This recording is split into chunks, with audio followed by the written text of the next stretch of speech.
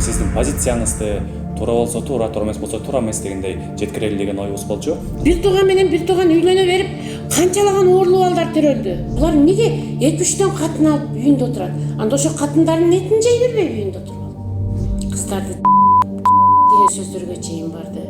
Айланайын 15 жашында кемпир болуп, 16 жашында чал болуп атышат.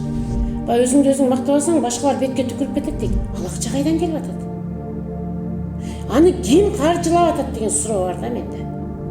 Балким бир ракурстан эмес, башка бир ракурстан карап көрсөк. Журналист катары сиздин көз карашыңыз кандай болор эле ошого? Гүлнур Асанова Бишкек барып да 300 кызга жоолук салды. Сиз өзүңүздүн максатыңызга чыныгы аракет жасай албай, тигилердин максатынын артында илешип жүргөндөй сезбейсизби өзүңүздү? Айжан Акылбекова, сен мени угуп эле койгуң бери кара. Мен эми хайп жаратайын деген 18 жаштагы кыз эмесмин. Ички таарынычтар же бир башка бир пикир келишпестиктер барбы?